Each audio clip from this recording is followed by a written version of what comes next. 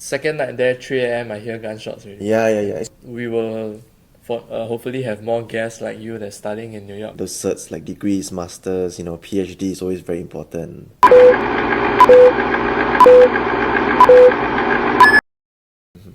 Actually, Singapore got a lot of supportive infrastructure for artists. I see there's SCCC give you Yes. venue, always looking for shows. Yeah. Then you have NAC giving a lot of money for all these things to grants. happen. So last time Lu Heng was on this, then he was saying how like it's not hard to put food on the table for musicians and artists. I would say, I always say, like, I always tell people, or like I say this thing very frequent. If you want to be rich, don't be a musician. But definitely we won't go hungry. It's definitely survivable. But if you want to have like Mercedes, drive a Mercedes Benz, you want to have Rolex. Still can. Yeah, but Some. but then if you want to have this kind of living a luxury life, Quite hard. yeah, it's quite hard. It's definitely challenging as a musician because you have to accept the fact that we are doing for the art, but not for the money.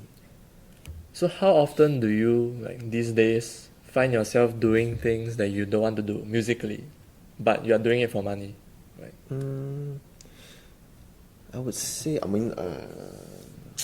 Because a lot of Yeah. the debate out there is like, oh, I want to play my music. I don't want to play like, but then like that, how to survive? Yeah, that's very true. Like, for me, like I would say, if you tell me what is my music, I love to play in an orchestra. Then, but if survivability, like a stable income kind of thing, I think teaching is for me. I am open to teaching. I think teaching is like the way we can transfer our ideas, put in values, because learning music is it don't just teach the students or the kids like, oh, you have to learn this note, CD style gay, that kind of thing. It also teaches the kids like values of patience, perseverance. It's not like one time you can get everything right, that kind of thing. It takes a lot of time, effort, and practice. But yeah, like if you are telling me like performance wise, teaching or like anything, I will always put performance first, then teaching. But then I think teaching is the main income for a lot of people also. Stable income. So I can say that's the thing that what I won't. Might not be like your. Yeah, my main priority. But you don't mind doing. Yeah, definitely not mind doing, but that's not like my main. That's not something I look forward to every day. Yeah, that kind of thing. But he loves his students. Yeah, my students are all very, if whatever you ask me, you text me, I will reply immediately. Yeah. So speaking of student, right? You were actually from JC. Yes. You entered JC. Which JC? I went to ACJC for 1 good year. JC. Yeah. But then you decided to jump out after 1 year. Yeah. Like Lu Heng, somewhat. Yeah. So do you still remember what made you do that and what were you thinking? So I DSA into ACJC. So technically my O levels is not very good. Yeah. So I think it wasn't I tried going to JC for 1 year. I think it's a good experience also. I tried to figure out a way there, but it's just, I think it's just too hard for me personally. Like studies wise. Like studies wise, I'm not a very meticulous academic person. I'm more like a hands-on, need to.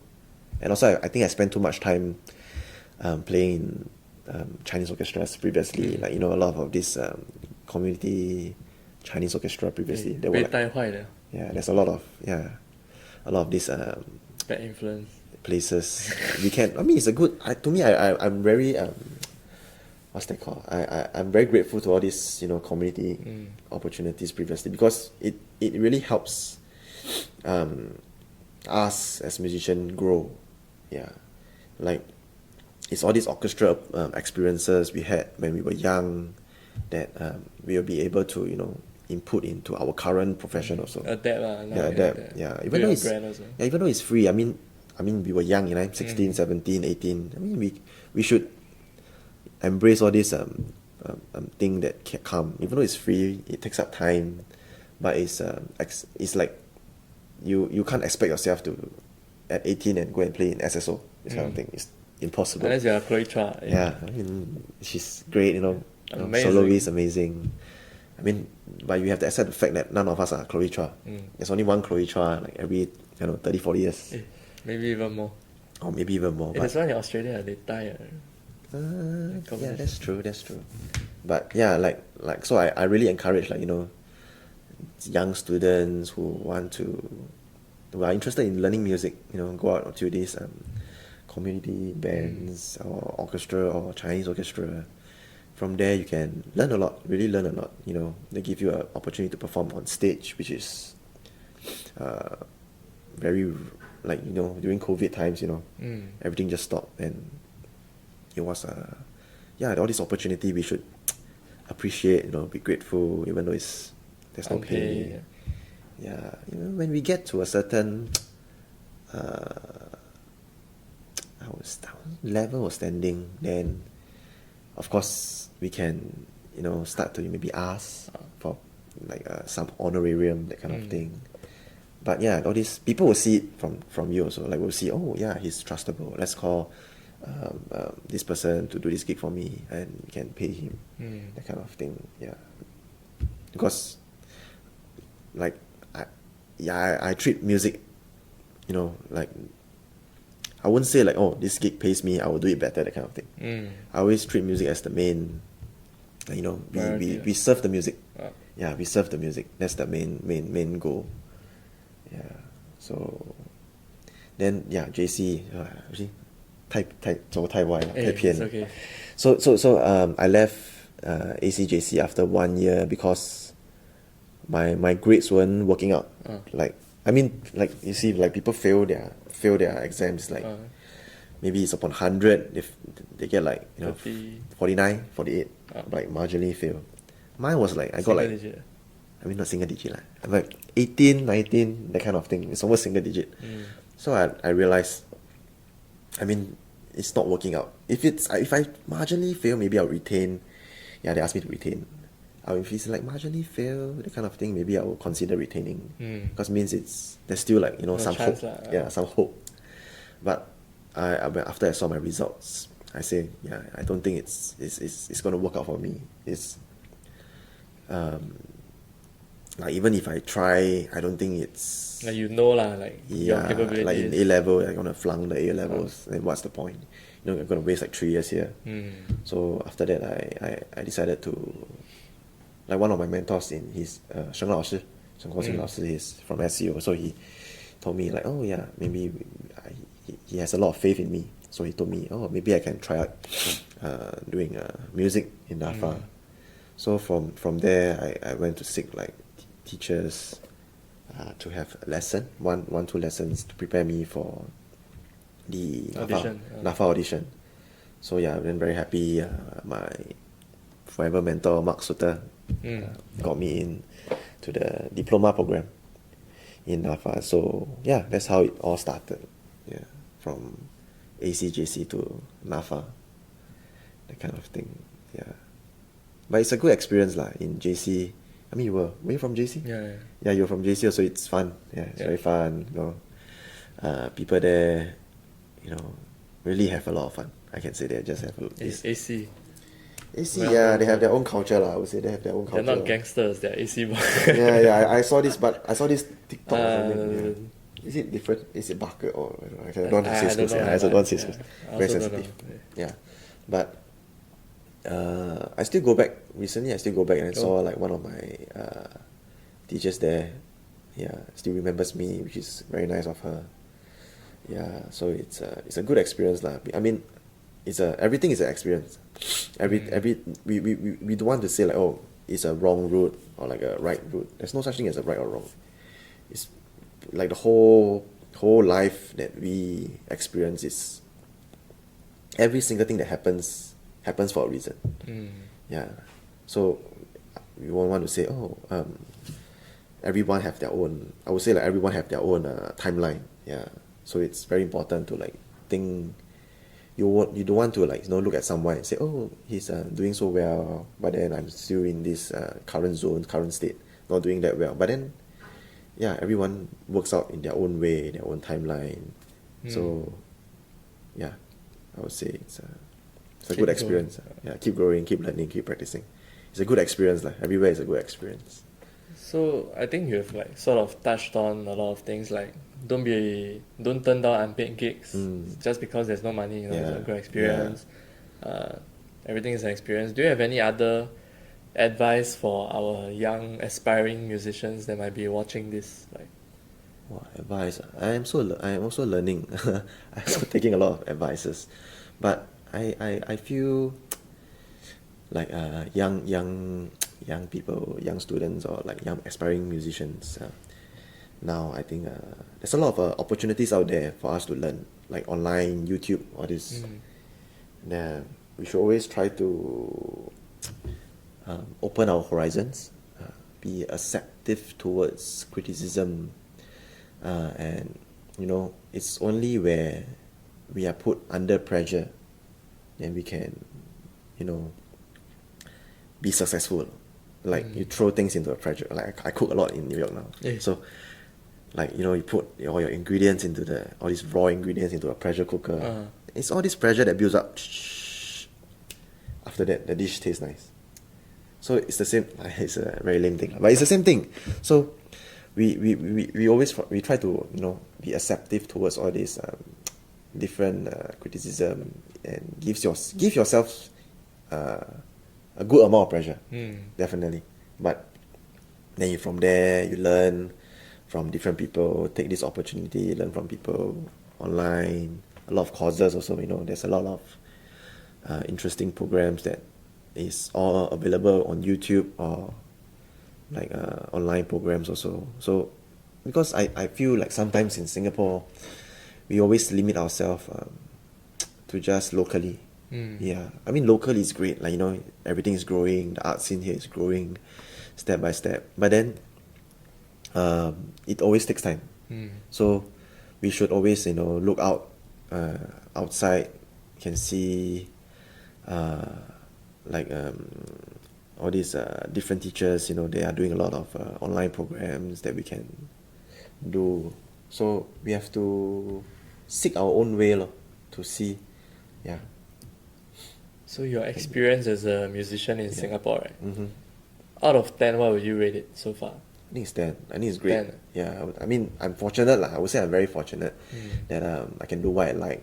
I like what I do, and I do what I like. I can do, because as a percussionist, we are being exposed to so many different styles. Chinese, Western, Malay, Indian, Spanish, Latin American, all this. We can explore so many things. So in Singapore, we are very lucky to have being able to collaborate with a lot of different artists from different cultures, and I think that's something like we should appreciate and push for it also, because that's the special thing that we have in other countries. Yeah, so it's we should tap along to this identity, I would say. It's very interesting. Yeah, like people from other countries, they what's that called? They look at us and they are very amazed how we can put so many different instruments into like just a ensemble. They were like, wow, all these different colors, timbres that are happening, which is a very new thing to them also. Yeah, so it's a very I'm happy that we are able to do this as a career also. Like you are also doing your jazz, CCA. No CCA lah. Jazz link so good, doing so well. So yeah, it's a great thing that we are able to experience all this in just this tiny island that we live in. Yeah, it's a good thing. It's a very good thing. Very good thing. So, dear listener, viewer out there, if you wanna support the local arts, you can head down to SCCC, Singapore Chinese Culture Centre, Yes. on 6th 26th and 27th July. 8 p.m. Yes, 8 And if you p.m. want to find out more details about the show, link is in the description below. Follow Moss Percussion, I think, and Arts Vision also. They have their links for the ticket information there also. I mean, support local arts, man. The art scene in Singapore, it's only as good as all of you make it out to be. Yes, So yeah, definitely. don't just rave about New York art scene. Come here also. Yes, we appreciate Support. everyone's support, and that's the only way we can grow from there. Yeah, without audiences, we can't keep this arts and life going on. Yeah. Yeah. Speaking of which, it's quite interesting. Like we like as musician, you practice, develop, but then a lot of times musicians don't do enough marketing and stuff. Yeah. Which causes not enough support, which causes them to not develop as. Yeah, that's true. I'm one of those that also don't do a lot of marketing. Like for myself, that kind of thing. People have websites. A lot of musicians currently have websites for themselves. I mean, that's the way to go, I feel. Yeah, we have to, push ourselves, put ourselves out there. So people, sometimes it's not the audience's fault that, because they really do not know that these we are never happening. say, Is we don't market, like, or we don't put it out to advertisement to, hey, we are doing this concert. There's this program. Are you interested? Yeah. So it's just that nobody will go and randomly find, oh, is there any percussion performance today, or randomly go and find, is there a Chinese orchestra performance today, that kind of thing. It's not a habit that we have also. Yeah, but for like, okay, in New York is something that people will go. Like, I've been to quite a few concerts there. Have you been? No, to when you were there? money. Yeah, it's quite expensive. But I've been to quite a few concerts there, in Carnegie Hall, in the new David Geffen Hall, where New York Phil is in. Almost every time it's full house. And every single concert, at the end, there'll be a standing ovation. The whole house will stand up and show their appreciation towards the musicians, which is great. Yeah, it shows that they have this tradition, of showing appreciation, the respect they have for the musicians. Yeah, then I mean, in Singapore we still have to. I mean, I don't want to say like, giving a standing ovation means everything, but it's the appreciation that and the admiration that all these audiences give to the musicians that are in New York, or like in Chicago, or like in everywhere in US, because that's what I experienced there also. It's like I also feel awkward standing up to clap for in Singapore, but in US it's like the norm. It's a culture thing. I think it's a culture thing. Yeah, like Americans are more open. Yeah, over here they also, hey, amazing stuff. They're like, I never do anything. Thank you. But there they are, it's a two-way thing. It's a two-way thing. Yeah. They show their appreciation, then they give their gratitude also. Yeah, it's quite interesting. Yeah, it's very interesting there. Yeah, man, that's what this channel hopes to do. Yes, in a small way. Yes, to invigorate the local art scene. Yes, serve as a platform for musicians and artists otherwise too busy practicing to come and like, hopefully share. So if you want to support local art scene, you can also indirectly do so by liking this video, sharing this video with everyone, or people you think might find this interesting, and subscribing so we know that you are watching and supporting the local arts. Yes. And as you can see, the studio is downsized, budget cut, but we are still very thankful to have the support of National Youth Council. So yeah, they are supporting our helping to cover some financial costs. And also today's episode is brought to you by the Jazz Links. So they are Singapore's latest and largest youth jazz collective. And you can find more about them in the description below. And yeah, thanks for watching another episode of Starving Artists of Singapore. Go out there, catch some shows, free or not, just show your support, and we hope to see you at the next episode. Thank you. Thank you. Okay, thank you.